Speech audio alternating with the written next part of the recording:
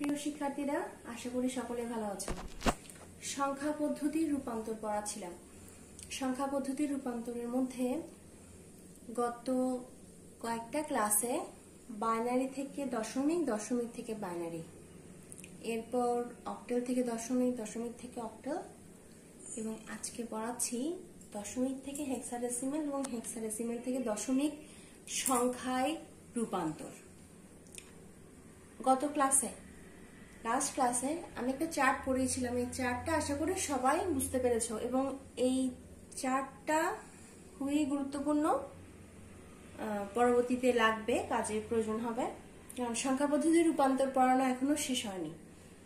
তো এই এখন যে অঙ্কটা করাচ্ছি তার সাথে ওই চার্টটা কিন্তু অনেক গুরুত্বপূর্ণ, তোমরা একটু মাথায় রাখবে চার্টটা অঙ্কগুলো করার ক্ষেত্রে, এবং করতে করতে দেখবে চারটা আস্তে আস্তে মুখস্থ হয়ে গেছে। এখন আজকে যেটা পড়াচ্ছি একটা 123.675 এই দশমিক সংখ্যাটিকে হেক্সাডেসিমেল সংখ্যায় প্রকাশ। এখন প্রত্যেকটা দশমিককে যখন আমি বাইনারি, অক্টাল এবং হেক্সাডেসিমেল একই পদ্ধতিতে করছি, পূর্ণ সংখ্যার ক্ষেত্রে যেটাতে রূপান্তর করতে হবে সেটার ভিত্তি দিয়ে ভাগ করছি ইউক্লিড পদ্ধতিতে। হেক্সাডেসিমেল যখন বলছি, হেক্সাডেসিমেল ভিত্তি কত? 16।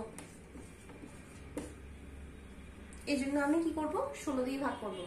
তাহলে 16কে 123 দিয়ে ভাগ করলে 7 16, 123 দিয়ে করলে ভাগশেষ থাকে 11।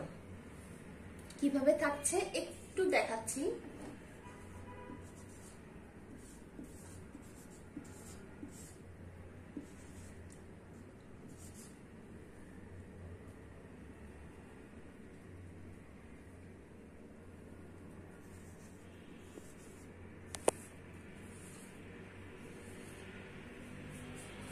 নিচের অংশটা একটু খেয়াল করো প্রত্যেকে।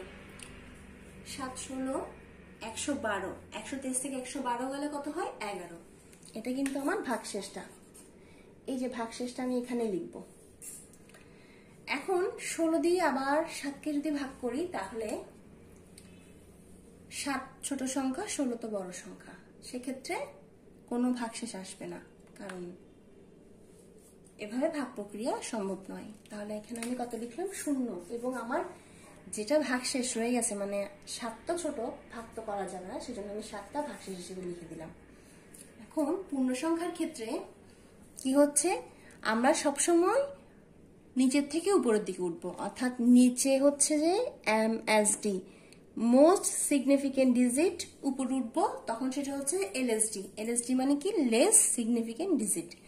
পূর্ণ সংখ্যার ক্ষেত্রে অবশ্যই মাথায় রাখতে হবে আমি সবসময় নিচের থেকে উপরের দিকে কাউন্ট করব, ঠিক আছে? এখন তাহলে 110, 123, 10 এই পূর্ণ সংখ্যাটির আমার হেক্সাডেসিমাল সংখ্যায় প্রকাশ কত হলো? 7 11। 7 11 আমি লিখবো না, আমি কি লিখবো? 7B। এখন কেন বি লিখবো?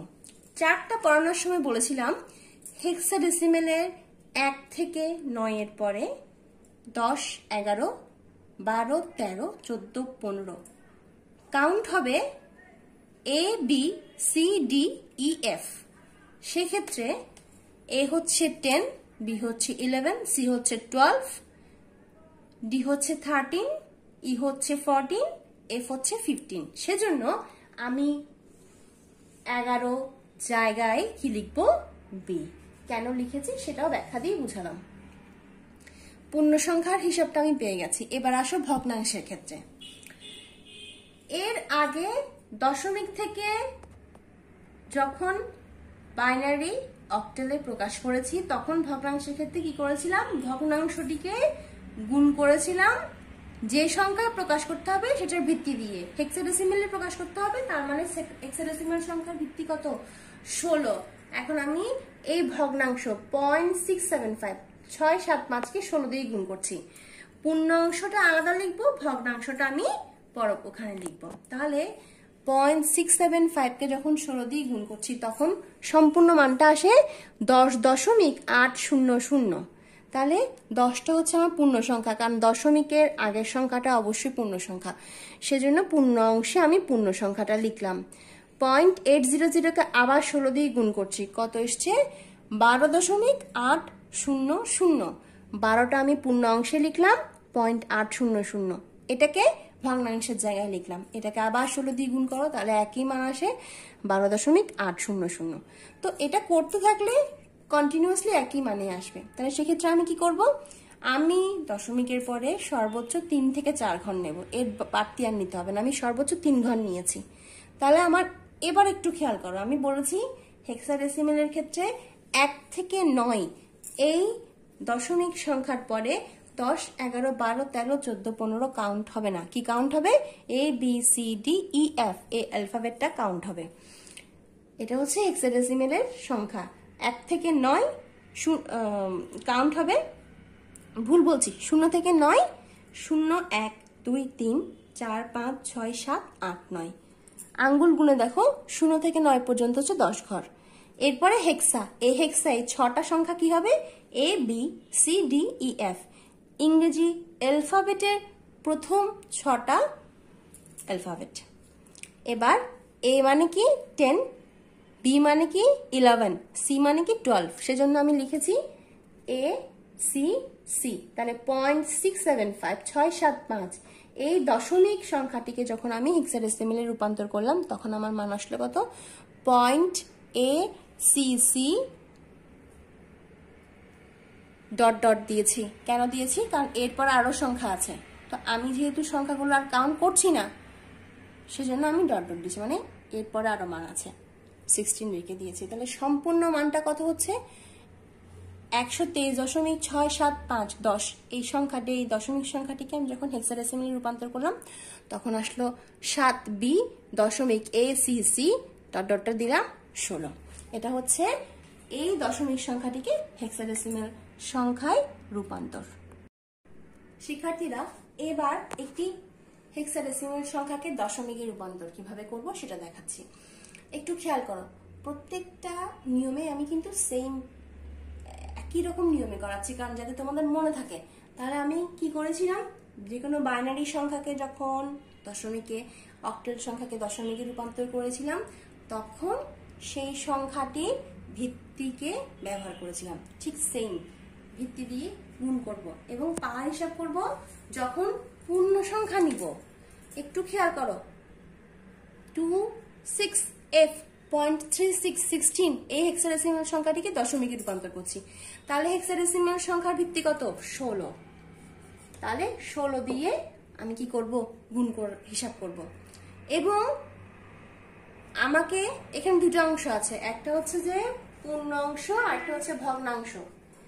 একটি পূর্ণ অংশ এবং একটি ভগ্নাংশ। তাহলে পূর্ণ অংশের ক্ষেত্রে আমরা কি জানি? পূর্ণ অংশের ক্ষেত্রে আমরা জানি ভিত্তির উপরে কাউন্ট হবে। পাওয়ারটা কিভাবে কাউন্ট হবে? পাওয়ারটা কাউন্ট হবে ডান দিক থেকে বাম দিকে, না বাম দিক থেকে ডান দিকে। পাওয়ার কাউন্ট হবে ডান দিক থেকে বাম দিকে। তাহলে আমি পাওয়ার নিব 0, 1, 2 ডান থেকে বামে, এবং 0 থেকে শুরু হবে। কখন? পূর্ণ অংশের ক্ষেত্রে। আর ভগ্নাংশের ক্ষেত্রে কি হবে? 0 থেকে স্টার্ট হবে না, -1, -2 এভাবে যাবে, তবে কাউন্ট হবে বাম থেকে ডানে। অর্থাৎ এই ক্ষেত্রে কত হবে? -1, -2। পাওয়ারটা আমি এই হিসেবে নেব। তাহলে এখন আমার ইজি হয়ে গেল। তাহলে এবার দেখো, 2 × 16 square plus 6 × 16 to the power 1 plus f × 16 to the power 0। পূর্ণ অংশের কাজ শেষ, ভগ্নাংশে শুরু। প্লাস, মাঝখানে অবশ্যই প্লাস হবে, প্লাস 3 × 16 ইনভার্স 1, এই মাইনাসটাকে আমরা বলবো ইনভার্স, প্লাস c × 16 ইনভার্স 2। এবার 2 × 16 স্কয়ার মানে 256, 16 to the power 1 মানে 16। ঠিক আছে, এবার খেয়াল করো, বলেছিলাম f এর মানটা লিখবো। তাহলে f মানে কত? যদি আমি a = 10 ধরি, তাহলে f মানে হচ্ছে 15, f এর জায়গায় আমি 15 লিখলাম। এবার 16 to the power 0 মানে কত? 1, কারণ আমি বলেছিলাম যে কোনো সংখ্যা মানে এক্স ওয়াই জেড অথবা যে কোনো সংখ্যা, যে এ বি সি যে কোনো সংখ্যা বলতে 1 2 3 ডট ডট ডট যে কোনো পূর্ণ স্বাভাবিক সংখ্যা উপরে 0 থাকলে অবশ্যই 1, অবশ্যই 1, অবশ্যই 1, এটা সূচকের নিয়ম, ঠিক আছে? তাহলে 16 টু দি পাওয়ার 0 মানে কত? 1। 3 ইন্টু 16 ইনভার্স 1, এই ইনভার্সটা মানে কি 1 ডিভাইডেড বাই এই ইনভার্স, এই মাইনাসটা উপরে মাইনাসটা খেয়াল করো, মানে কি 1 ডিভাইডেড বাই এবার কত 16 টু দি পাওয়ার 1, তার মানে 1/16, 1/16। এবার দেখো 16 ইনভার্স 2, তার মানে ইনভার্স মানে কত 1 ডিভাইডেড বাই লিখে দিলাম। এবার 16 স্কোয়ার, 16 স্কোয়ার মানে কত 256, আর সি মানে কত 12, ওটাও লিখেছি। এবার শুধু সিম্পল সরলীকরণ, সরল তো তোমরা সবাই জানো, তাহলে 2 ইন্টু 256 512 512, 6 ইন্টু 16 96 96, 15 3 divide by 16 12 divide by 16 square মানে কত 256। আমি এই তিনটা যোগ করে লিখেছি, এবার এই তিনটা সরল করেছি, সরল করার পর আমার কত এসছে 16 ডিভাইড বাই 256। এখানে আমি বাড়তি কিছুই করি নাই, 623টা লিখেছি, আর এইটা আমি ক্যালকুলেটরে করেছি হিসাব। ক্যালকুলেটরে হিসাব করলে কত আসে, এই পুরো মানটা আসে, চাইলে পুরো মানটাই ক্যালকুলেটরে হিসাব করে দিতে পারবা, কোনো সমস্যা নেই। এখন হেক্সাডেসিমাল যে কোনো হেক্সাডেসিমাল সংখ্যাকে দশমিকে রূপান্তর করে দেখালাম, সেম অ্যাজ দশমিক সংখ্যাকে হেক্সাডেসিমালে রূপান্তর করে দেখালাম। এই যে দশমিক সংখ্যাগুলোকে বাইনারি অক্টাল হেক্সাডেসিমালে রূপান্তর, তেমনি অক্টাল বাইনারি হেক্সাডেসিমাল সংখ্যাকে দশমিক সংখ্যায় রূপান্তর প্লাস 4টা, এটা হচ্ছে তোমাদের ঈদের বন্ধের পড়া। ঈদের বন্ধের মধ্যে এই ধরনের অঙ্কগুলো বেশি বেশি করে প্র্যাকটিস করবে, এবং ঈদের বন্ধের পরে আমি বাকি সংখ্যা পদ্ধতির রূপান্তর, অর্থাৎ অক্টাল থেকে হেক্সাডেসিমাল, হেক্সাডেসিমাল থেকে অক্টাল, অক্টালকে বাইনারি, বাইনারিকে হেক্সাডেসিমাল, এভাবে কিভাবে রূপান্তর হবে অন্যান্যগুলো দশমিক সংখ্যা বাদে, ওগুলো পড়াবো। সকলকে ধন্যবাদ।